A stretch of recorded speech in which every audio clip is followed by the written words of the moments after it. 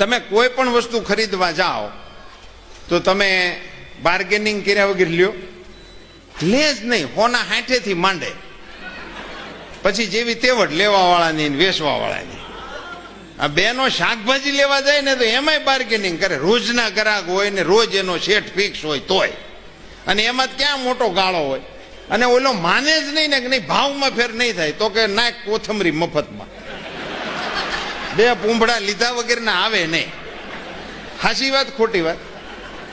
કોઈ પણ ચીજ, પછી આ જમીન વાળા હોય, ઘરેણા વાળા હોય, મોટા ધંધા વાળા હોય, એ પણ બાર્ગેનિંગ તો કરે છે. પણ આપણને કોઈને મગજમાં બેઠું તું, મેડિકલ સ્ટોરે તમે જાઓ અને ત્યાં એમ લખેલું આવે કે 87 રૂપિયા ને 43 પૈસા, એટલે આપણે એને 87 ને 43 જ આપીએ, અને આપણા ખિસ્સામાં છૂટા ન હોય તો એ આપણને વિક્ષની ટીકડીયું પકડાવી દે, અને આપણે કાંઈ બોલ્યા વગરના એવું બધું લઈને ઘેરે આવીએ. સાચી વાત કે ખોટી વાત? ગમે તેવો ગરીબ માણસ હોય કે મિલ માલિક હોય, એણે કોઈ દિવસ મેડિકલ સ્ટોર ઉપર બાર્ગેનિંગ કર્યું નથી.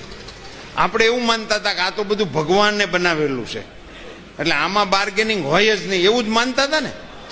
આ 50 વર્ષનું બાર્ગેનિંગ એકલા નરેન્દ્ર મોદીએ કરી નાખ્યું, અને 30%માં જેનરિક દવાના સ્ટોર ખોલી દીધા છે.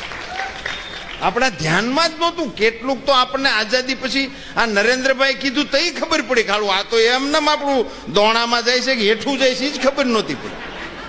બોલો, આપણે કોઈ માગણી નહોતી કરી કે આવું બધું હોય. એણે જેનરિક દવાના સ્ટોર ખોલ્યા, અને આખા દેશમાં અત્યારે 3000 જેટલા મેડિકલ સ્ટોર છે જ્યાં 100 રૂપિયાની દવા 20 રૂપિયામાં મળે છે. 100 રૂપિયાની દવા 20 રૂપિયામાં મળે છે. કોઈ આપણે એને કહેવા નથી ગયા. એક તો કહેવા ના ગયા હોય ને કરવાનું જેને હુજે ને એનું નામ નરેન્દ્ર મોદી છે.